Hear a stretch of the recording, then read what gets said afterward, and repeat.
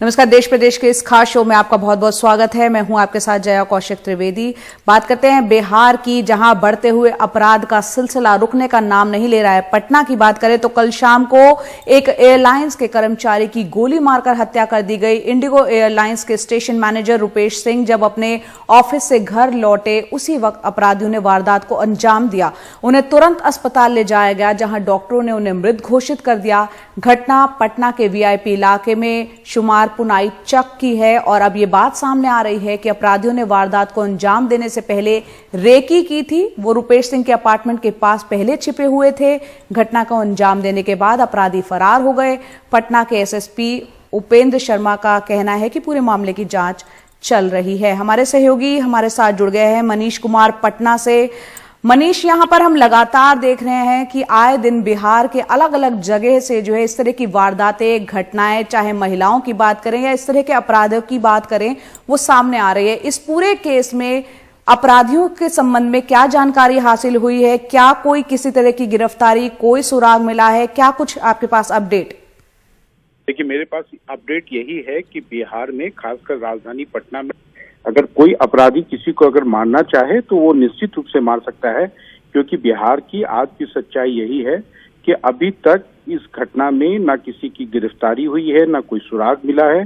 भले ही पुलिस ये कर रही हो कि एसआईटी का गठन कर लिया गया हो जया, लेकिन मुख्यमंत्री नीतीश कुमार के भी 6 बार समीक्षा करने के बाद अपराधियों के बिहार में, खासकर पटना में, हौसले इतने बुलंद हैं कि वो जिसे चाहते हैं, जब चाहते हैं, उसे मौत के घाट उतार देते हैं। और यह एक सच्चाई है जो अब न केवल नीतीश कुमार के समर्थक बल्कि सत्ता में उनके सहयोगी भाजपा के कई नेता भी अब इस बात को पचा नहीं पा रहे हैं कि आखिर ये कैसी सरकार है जो राजधानी पटना में भी विधि व्यवस्था को ठीक नहीं रख पा रही। जया जी, राजधानी पटना का ये हाल है। मनीष, इस केस में बताया जा रहा है अपराधियों ने पहले बकायदा रेकी की थी और एक पॉश इलाके की घटना है। क्या अपराधियों से जुड़े किसी तरह का सुराग मिला है पुलिस को कि क्या वो जानकार थे, या क्या घटना की वजह क्या लग रही है? देखिए, इस घटना की वजह जो है ये तो अभी तक पता नहीं चल पाया है, लेकिन हाँ, जो अपराधी थे वो वहां पर बैठे हुए थे। उन्होंने उस पूरी घटना में, जो उनका घर था, घर के अपार्टमेंट के नीचे उनको मौत की घाट उतारा है और उन्हें इस बात का पूरा भरोसा था कि वो इस घटना को अंजाम देकर चले जाएंगे, उनको लेकिन कोई पकड़ नहीं पाएगा। और शायद यही एक कारण है। अभी तक फिलहाल कोई पुलिस के द्वारा कोई जानकारी नहीं दी गई है कि आखिर क्यों उनको टारगेट किया गया। देखिए, कोई भी कारण हो, लेकिन अगर अपराधी अगर आपको मौत के घाट उतार देते हैं तो इसका मतलब है कि उन अपराधियों के अंदर जया थोड़ा सा भी जो है वहाँ की सरकार या वहाँ की पुलिस का खौफ नहीं बचा है। जया, बहुत बहुत शुक्रिया मनीष कुमार इस पूरी जानकारी के लिए। तो नीतीश सरकार से कई सवाल खड़े हो जाते हैं। एक वक्त में नीतीश कुमार को सुशासन बाबू कहा जाता था, लेकिन आए दिन जिस तरह से कानून व्यवस्था और अपराध की घटनाएं बढ़ रही हैं, एक सवालिया निशान जरूर खड़ा होता है। बात करते हैं अब उत्तर प्रदेश की, जहां मऊ में मंगलवार देर रात 3 बदमाशों ने असलपुर गांव के पूर्व प्रधान के भतीजे की गोली मारकर हत्या कर दी। इसके बाद गुस्साए गांव वालों ने वहां पहुंची पुलिस की गाड़ी पर पथराव किया, उसे आग के हवाले कर दिया। घटना की सूचना मिलने के बाद बड़ी संख्या में अतिरिक्त पुलिस बल वहां पर भेजा गया। गांव वालों ने यहां पर हत्या जो है ग्राम प्रधानी के चुनावी रंजिश और गवाह की हत्या को लेकर हुई है, ये सब कुछ वारदात बताया जा रहा है। और 1 साल पहले भी गांव के प्रधान मुन्ना बागी की भरी पंचायत के दौरान गोली मारकर हत्या कर दी गई थी। कल उन्हीं के भतीजे की हत्या की गई है।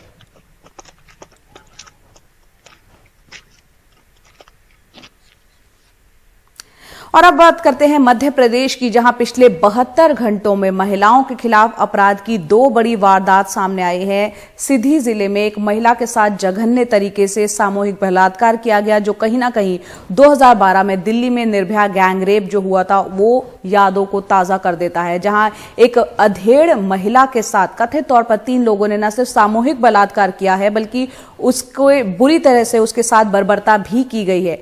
और वहीं खंडवा में 13 साल की बच्ची की कथित तौर पर बलात्कार के बाद हत्या कर दी गई। मध्य प्रदेश की राजधानी भोपाल में जब मुख्यमंत्री महिला सुरक्षा को लेकर जन जागरूकता अभियान सम्मान समारोह का शुभारंभ कर रहे थे, बेटियों के नाम पर संवेदनशील कविताएं पढ़ रहे थे। तो फूल नहीं फौलाद बन, इस देश की आवाज बन, न कोई झंझोड़ पाए पिंजरे में तुझे, इस खुले आसमां की आजाद पंछी बन। तब राजधानी से कई किलोमीटर दूर बलात्कार और हत्या की दो खौफनाक खबर आई। सीधी के अमीलिया में 45 साल की विधवा के साथ सामूहिक बलात्कार हुआ। आरोपियों ने पीड़िता के साथ बर्बरता भी की। फिलहाल वो संजय गांधी मेडिकल कॉलेज अस्पताल में भर्ती हैं। सर, कितने लोगों को गिरफ्तार किया गया है सीधी वाले मामले में? 4 लोग गिरफ्तार हुए हैं। इन्वेस्टिगेशन में और कुछ पता चलेगा तो करेंगे।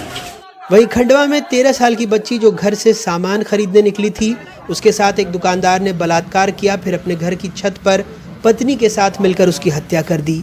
सरकार को घटनाओं पर अफसोस है, लेकिन दूसरों के विरोध पर ऐतराज। दिल्ली में बैठ के ट्वीट किया है,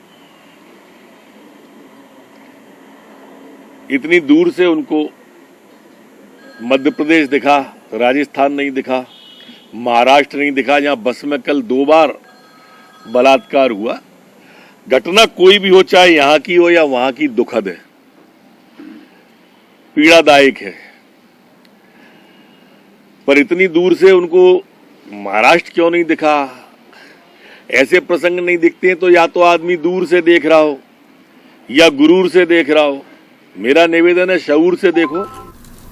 ये उस मध्य प्रदेश के हाल है जहां अब हर सरकारी कार्यक्रम से पहले कन्या पूजन का विधिवत आयोजन होता है, जहां अकेले जनवरी 2020 से अक्टूबर 2020 तक महिलाओं के प्रति अपराध के कुल 45,920 मामले दर्ज हुए, जिसमें 3,837 ज्यादती के, 509 हत्या के और 6,479 छेड़छाड़ के थे।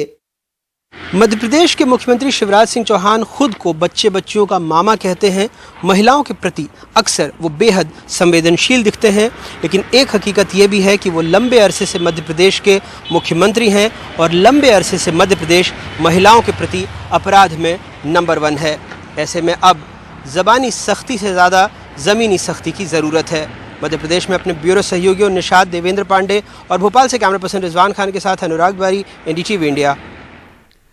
और अगली खबर जो है मध्य प्रदेश के मुरैना से, जहां मुरैना के कलेक्टर और SP को हटाया गया है। मुख्यमंत्री ने आदेश दे दिए हैं और मध्य प्रदेश के मुरैना जिले में आपको बता दें कि जहरीली शराब पीने से मरने वालों की संख्या बढ़कर 18 हो गई है। कलेक्टर को मुख्यमंत्री के आदेश के बाद हटा दिया गया है, ताजा जानकारी ये मिल रही है। और साथ ही मानपुर गांव के 14 और पहावली गांव के 3 लोग मरने वाले लोगों में शुमार है। कुल 18 लोगों की जान जा चुकी है। ग्वालियर के अस्पताल में अभी भी 17 लोगों का इलाज चल रहा है, जिनमें 2 की हालत गंभीर बताई जा रही है। पुलिस ने सभी 7 आरोपियों पर 10-10 हजार का इनाम घोषित किया है। कल देर रात 2 आरोपियों को गिरफ्तार हालांकि कर लिया गया है। तो ताजा घटनाक्रम में कलेक्टर को हटा दिया गया है। मुरैना के SP का तबादला हुआ है।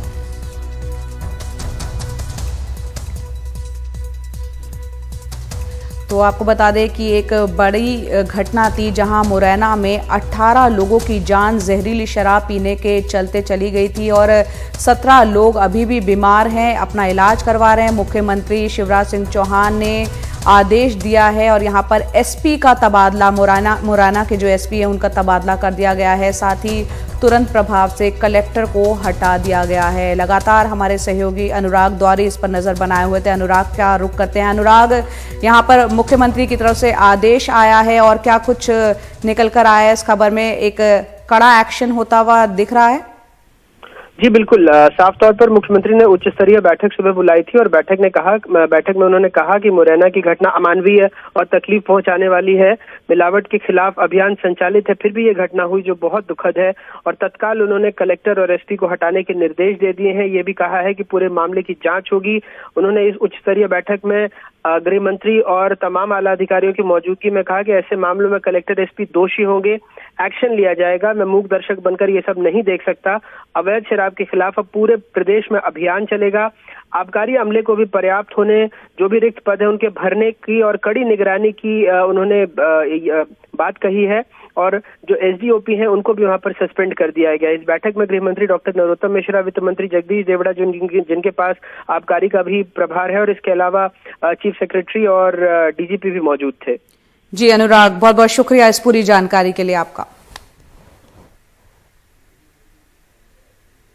और एक खबर हरियाणा से, जहां उप मुख्यमंत्री दुष्यंत चौटाला अब से कुछ ही देर बाद प्रधानमंत्री नरेंद्र मोदी से मुलाकात करेंगे। कृषि कानूनों पर किसानों के प्रदर्शन के बीच ये मुलाकात काफी अहम मानी जा रही है। दोनों के बीच किसानों के विरोध प्रदर्शन पर चर्चा हो सकती है। अब से कुछ ही देर में 11:15 बजे के आसपास वो वक्त है जब प्रधानमंत्री से दुष्यंत चौटाला मिलने जाएंगे। इससे पहले हमने देखा था कि कल हरियाणा के मुख्यमंत्री मनोहर लाल खट्टर और उप मुख्यमंत्री दुष्यंत चौटाला ने केंद्रीय गृह मंत्री अमित शाह से मुलाकात की थी। लगातार दबाव बन रहा है हरियाणा की सरकार पर। किसान आंदोलन जिस तरह से हो रहा है, किसान नाराज हैं, बैठकों का दौर चल रहा है। और बैठक के बाद मनोहर लाल खट्टर जो मुख्यमंत्री है, उन्होंने कहा कि विपक्ष और मीडिया की अटकलें निराधार है, उनकी सरकार सुरक्षित है, 5 सालों तक चलेगी। राजनीतिक माहौल सब ठीक है, कोई किसी प्रकार की जो अटकलें लगाई जाती हैं, खास करके मीडिया के बंधु लगाते हैं अथवा विपक्ष के लोग लगाते हैं, उन अटकलों में कोई किसी प्रकार का दम नहीं है। हमारी सरकार एक बहुत सुंदर तरीके से मजबूती से चल रही है और अपना पूरा कार्यकाल ये सरकार करने वाली है। बिहार की बात कर लेते हैं, जहां मधेपुरा जिला में किसानों ने कृषि कानूनों के खिलाफ और आंदोलन कर रहे किसानों के समर्थन में ट्रैक्टर रैली निकाली। सैकड़ों ट्रैक्टर बस पड़ाव से निकलकर बाजार घूमते हुए कलेक्ट्रेट पहुंचे। रैली को विपक्षी पार्टियों का समर्थन था। रैली में सरकार विरोधी नारे भी यहां पर लग रहे थे। मध्य प्रदेश की राजधानी भोपाल में अयोध्या में बनने वाले राम मंदिर को लेकर कांग्रेस भी चंदा इकट्ठा करने में जुट गई है। पूर्व मंत्री पीसी शर्मा के नेतृत्व में पूजा पाठ के बाद इस अभियान की शुरुआत की गई। कांग्रेस नेताओं का कहना है कि अयोध्या में राम मंदिर पूर्व प्रधानमंत्री राजीव गांधी का सपना था। मध्य प्रदेश कांग्रेस ने एक पोस्टर छपवाया है जिसमें राम मंदिर ट्रस्ट के अकाउंट का नंबर है। लोगों से इसी में दान देने की अपील की जा रही है।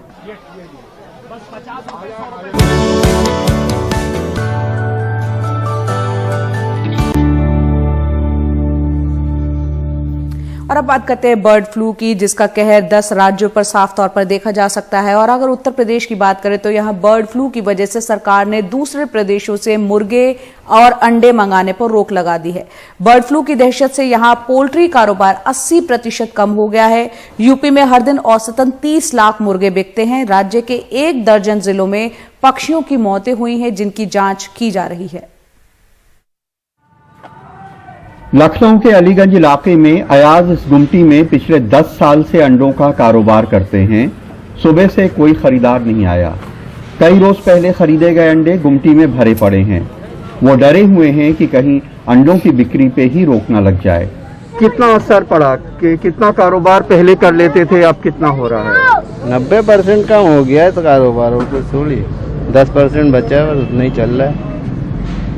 10% में अब क्या कर लेगा आदमी? 3-4 दिन से ऐसी दुकानदारी। यूपी में पोल्ट्री का बड़ा कारोबार है, इससे लाखों लोग जुड़े हुए हैं। सिर्फ यूपी में करीब 30 लाख मुर्गों की रोजाना खपत होती है। होटल रेस्टोरेंट के अलावा पटरी पे भी इसका बड़ा कारोबार है। महीनों चले लॉकडाउन ने पोल्ट्री कारोबार की कमर तोड़ दी। कारोबार संभला तो अब बर्ड फ्लू आ गया है। पूरे उत्तर प्रदेश में आप समझिए कि 75 जिले हैं। हर जिले में 200 गाड़ियाँ, हर जिले में 200 गाड़ियाँ जाती है। एक गाड़ी में 1500 बर्ड होता है, 2000 बर्ड होता है। उसके हिसाब से 30 लाख पूरे उत्तर प्रदेश में इसका खपत है। तो वो खपत में आज की डेट में जो गिरावट है वो 80% आ गई है। गोरखपुर में टिकरिया के जंगल के किनारे सैयद इकबाल का विशाल पोल्ट्री फार्म है। इसमें अंडे देने वाली 10,000 मुर्गियां पली हुई हैं। सिर्फ गोरखपुर में 200 से ज्यादा पोल्ट्री फार्म हैं। इन्हें कायम करने के लिए पोल्ट्री फार्म वालों ने बैंकों से करोड़ों का कर्ज ले रखा है। अगर बर्ड फ्लू बीमारी फैली और उसकी रोकथाम नहीं हो पाई तो इस धंधे से जुटे हुए लाख परिवार जो हैं वो भुखमरी के कगार पे आ जाएंगे। हजारों करोड़ रुपए का नुकसान हो जाएगा, बैंक का पैसा डूब जाएगा।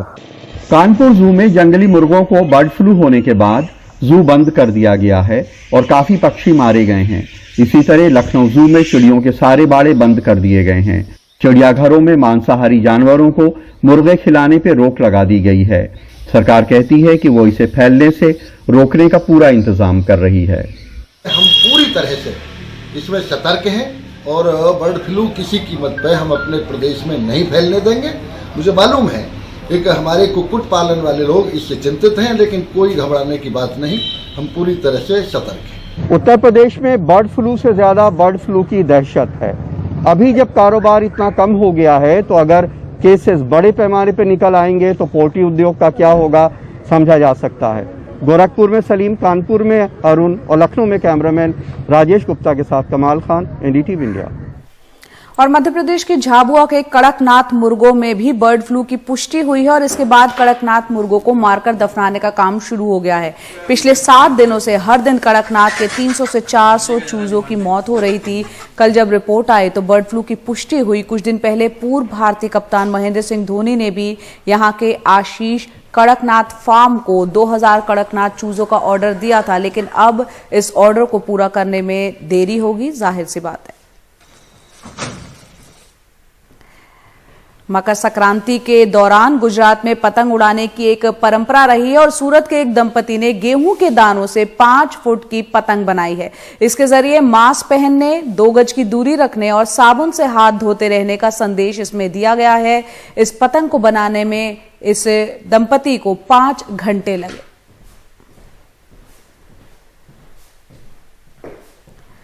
पूर्वी लद्दाख में सड़कों पर जमी बर्फ को हटाने के लिए बॉर्डर रोड ऑर्गेनाइजेशन का अमला जुटा हुआ है। कड़ाके की ठंड के बावजूद बीआरओ की जो टीम है वो यहां पर गाड़ियों के लिए रास्ता बनाने के काम में लगी हुई है।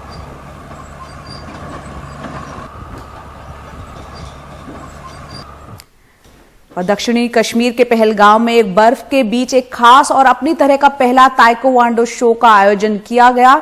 इस दौरान बर्फ के बीच 30 से ज्यादा ताइक्वांडो खिलाड़ियों ने अपनी कला का प्रदर्शन किया। इस कार्यक्रम का आयोजन जम्मू कश्मीर टूरिज्म डिपार्टमेंट ने एक निजी मार्शल आर्ट स्पोर्ट्स क्लब के साथ मिलकर किया।